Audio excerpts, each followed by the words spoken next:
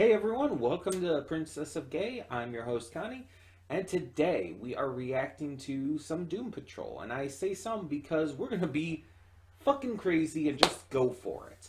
We have 3 episodes left. We're doing at least 2 today. At least 2. I don't know if we'll get to all 3. It's gonna depend on just if I feel like I want to do the third. But the reason for this is because with our current unscheduled format, and with the fact that I'm trying to stick to the fact that I want to react to things when I want to get to them, you know what I mean? Rather than trying to force myself to get to everything every week. I want to make sure I get to this series. Because this is one of those shows I've talked about in the past. We took a long hiatus from the show because of it. It's one of those shows that is hard for me to want to get to. Not because it's bad. In fact, complete opposite. It's great. But because it's too good at being fucking depressing. This series is just so heartbreakingly depressing. It's hard to watch, which sucks because it is so good. It is very well made, very well acted and directed, and it's just like,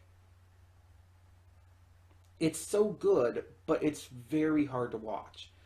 And this is evidenced by the fact that it's been 21 days, pretty much the entire month, since I've last reacted to it. It's currently the end of January, and I haven't gotten to an episode of this since the beginning of the month.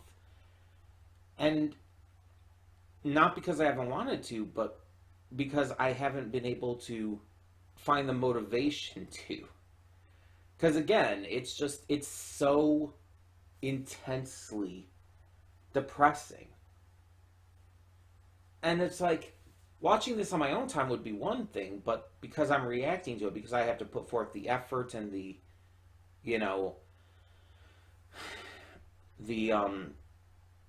time dedicated specifically to it, it takes a lot more out of me than if I were just watching it on my own.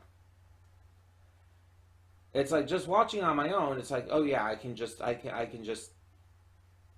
take part in it and enjoy the sadness all I want at my own leisure. Like with episode 3 of the Last of Us series. Which, if you have not seen by this point, watch it. The series as a whole, but especially episode 3. One of the best episodes of television in a long time. If ever, honestly. But for now, let's focus on this. So last time we had some astronauts, or technically only 1 surviving astronauts, and 2 that were being puppeteered by space fungus or something. It kind of is The Last of Us, isn't it? We had some other things going on, such as more shit happening with Cyborg and his girlfriend, and finding out about her own implants, her own cybernetic implants, and where they were made and everything. We had Rita trying out for a play, finding out it's not what she thought it was, and finding out that how people view her back when they, worked to save the town in season 1, I guess you could say. And the biggest thing, of course, was with Dorothy. Dorothy used the spaceship to escape into space to the moon because she felt like she was just hurting everybody and a burden on everyone. And it's like, which I get, because let's be honest, she kind of has been a little bit of a problem lately. And it's nothing against her, because it's clearly not her fault. She's a little girl who has unfathomable power, and let's be honest, she doesn't know how to handle it well. Especially when this unfathomable power comes with sentient beings that talk to her and manipulate her. So I don't blame her, but she definitely blames herself. So we have I guess you could say, search party sent to go get them. And in the end, Cliff ends up getting thrown out of an airlock. So we're going to have to see why that happened and where this is leading. It's like, this is definitely leading up to something big, involving the candlemaker or whatever his name is. And it's definitely going to really lead into one hell of a finale, I feel. Now, if we do finish this today, or even if we don't, obviously we'll finish it next time. And that means we will have to replace it. If we finish it today, I'll talk in the afterthoughts about what the replacement will be and all. Keep in mind, this is a donation reward series. This was a donation reward for ribs. So, yeah. But that means we'll just have to move on to something else in the meantime. So it's going to be pretty interesting to, like, kind of come off of this, because again, we came back to this after such a long time, but it's like, this series, again, it's really difficult to get through. So whatever we choose next, it's going to be something that hopefully we can get through a little easier. Hopefully. We'll see. In the meantime, though, we're just going to get this going. And like I said, we'll do at least 2 episodes here, possibly 3. And just kind of take it as we go. For now, though, yeah, let's just get going. So when the screen fades to black, pause this redirect and go to the description below. Follow the link to the reaction, and after you watch it, come back here to the redirect and resume play. Because after it fades to black, then it fades back in, everything from that point forward will be my afterthoughts and will contain spoilers to the episodes. So, with that being said, thank you so much for tuning in, and I will see you at the reaction. And we are back, and we'll begin with spoilers in 3, 2, 1, now. So, because we did 2 episodes today, there is so fucking much to talk about. I'm just gonna go over, like, the briefest touches on these 2 episodes, which are called Dumb Patrol and Dad Patrol. I'm going to go over the briefest touches based on the different characters and what they went through. So let's start off with the positive. Some people would say we should end on the positive, but we're going to start with it here. Cliff. So after falling back down to Earth, having been, pushed out of the airlock by the chief, Cliff makes his way back home, where he ends up coming across some stoner dude or something.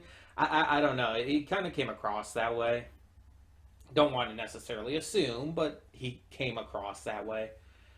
And by doing some, like, phone shout-outs, he's able to get some phone calls through, including one to his daughter. None of that, like, he doesn't actually get in contact with anyone, but it does help him start to move again. When he gets back, he ends up finding that his daughter is there waiting for him, and that she's pregnant.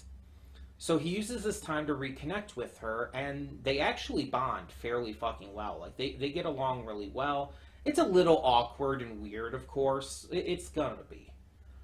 But they get along to the point where she even invites him to her wedding, with her partner Melissa.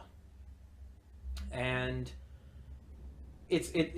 just seeing him so excited and so happy is like really cute, but also knowing that we're about to have an apocalyptic event, um, kind of makes me worried at the same time. So yeah, these two episodes definitely had a lot of positive going on for Cliff, which is good because he's had a lot of negative in his life, and he needed this. But he's like the only one who's going through this. Because then we have Larry. Larry is trying to get in contact with his grandson who is in the hospital because of what happened. He's trying to be able to go and visit him, but he's not being allowed. And the Bureau, on top of it, is after him. So everything's kind of in a very bad spot. He eventually is able to get into the room, but only after his grandson is, is out of the hospital. And at that point, it's like he doesn't really get any closure. He's just upset and not really doing well in that regard. And his story kind of connects with Rita. Rita goes to this beekeeper to, basically find out more about beekeeping for this one line she has in a play. But she wants to make it into more because, of course, she does. And she and the beekeeper end up having this really kind of philosophical discussion about, like, human depth and shit. Like, they're talking about Rita's troubles and all the issues that she's going through and, like, how to kind of work through them. And part of it ends up being her getting her frustrations out with her mother at the bees because, not going to hurt the bees' feelings, so why not? But yeah. And then when she's coming home, one day, she ends up stopping a mugging and becomes like this minor superhero in the newspaper called the Beekeeper just because she was wearing the outfit. She later did I say she connected with Larry? Because no, it's Jane that connects with Larry in this one. That completely threw me off. She connects with Vic. She later ends up going with Vic to try and help him, solve this case and everything that involves Ronnie. And I'll get to that in a bit more. But she's just kind of doing her thing in this, just kind of figuring things out, especially with her past with her mother and all.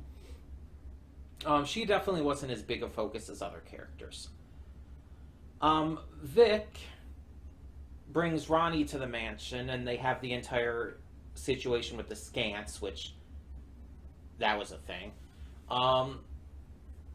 And she ends up stealing some of the jelly, the Uma jelly that the scants were making. So it's later Vic finds out that she killed a guy connected to the experiments that were done on her as revenge. He goes to try and find out more at the scene of the crime, but then eventually leaves and finds her at the diner and confronts her about it. They have a small fight, but she ends up escaping. Rita is there too at the end, but isn't able to do much of anything. Stage fright, I guess. And so yeah, that's going to be a recurring thing. I hope that they're able to, like, figure this out and work through this and, stop her from killing people. Because I really do like their relationship, and it's clear that she still like has feelings for him. She still loves him, but yeah, it's like this is something that needs to be figured out. I get why she's doing it, and I think he does too, but that doesn't make it right. Guess we'll see how that ends up going down. Um, and then we have. Let's actually talk about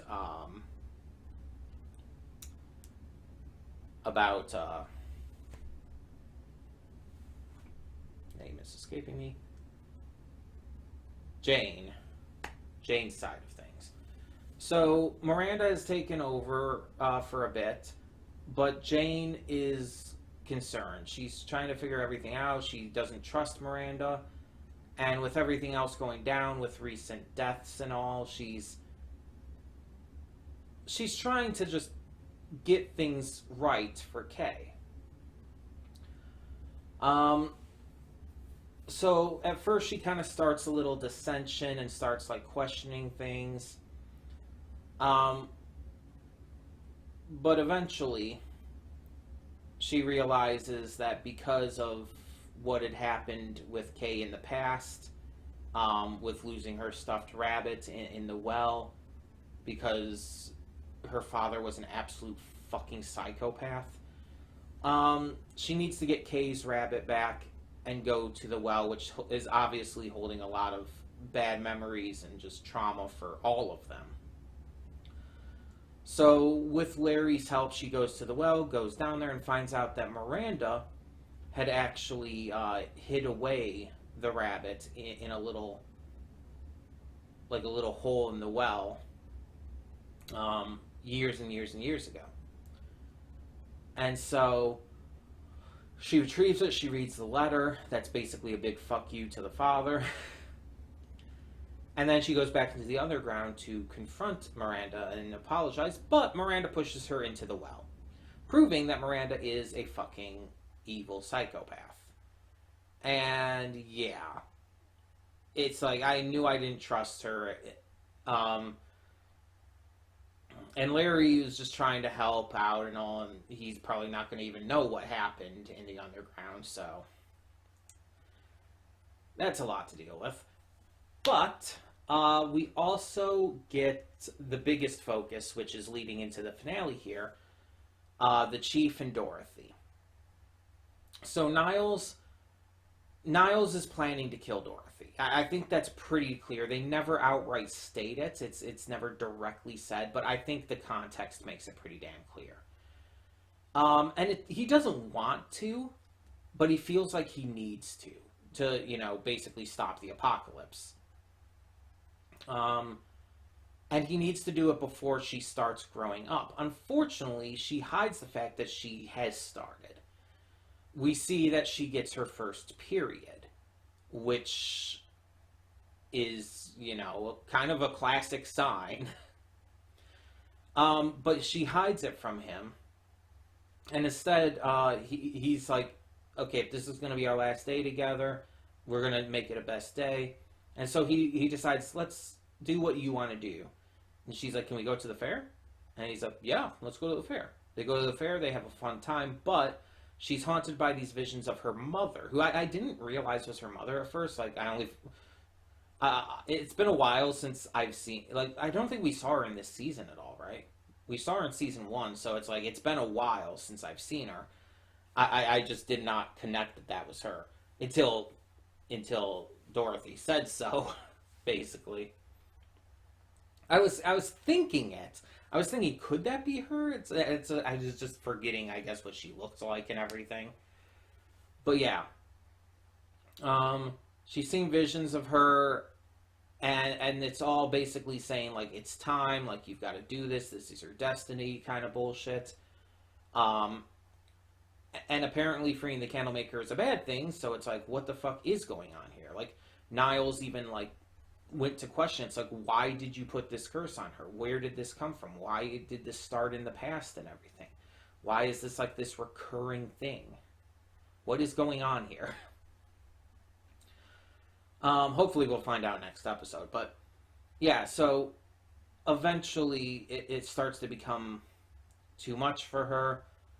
And as they're going to be heading out of the fair, they notice, she goes off and he notices first, as Kipling comes up and everything as well, that things are starting to melt, which is a sign of the Candlemaker coming into their world.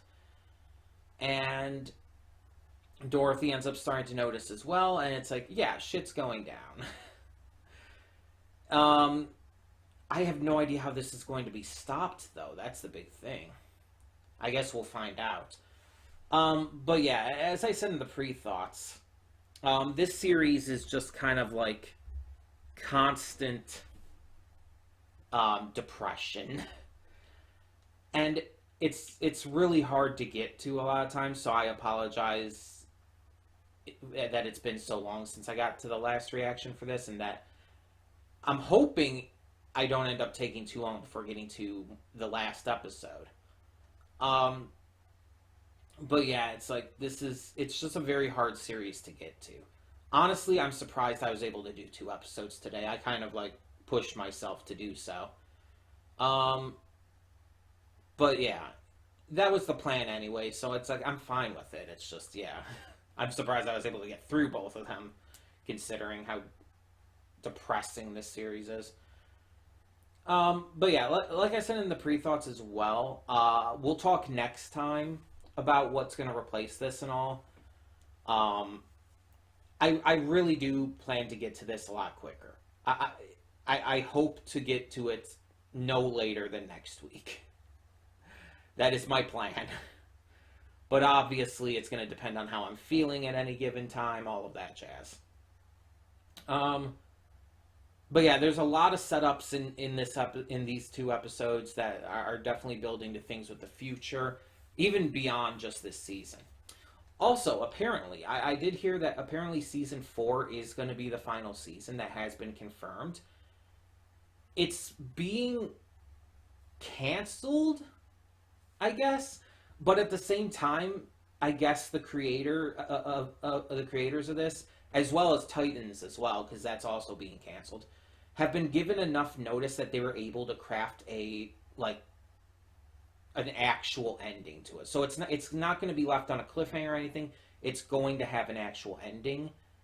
But yeah, it's like it's going to be the last season. And my thoughts is, as long as it actually has a real ending, as long as it gets to wrap up properly, then that's okay. I don't mind that. That would be my biggest issue if it didn't wrap up properly. But as long as it gets to wrap up, 4 seasons is fine. That's not a problem. But obviously, even when we finish this season, we're not going straight into season 3. No. I'm not a masochist like that. But yeah, we'll get to that point eventually, somewhere down the road. But yeah. In the meantime, like I said, we have 1 more episode to go. We'll get to that next time. I plan for it to be no later than next week, but we'll see. Hopefully I can get it done this week. That would be preferable, but we'll see. Again, I have to be in the mood for it. In the meantime, tell me in the comments below, what did you think of these episodes of Doom Patrol, Season 2? And for now, I'm Connie, and I'm signing off. See y'all next time.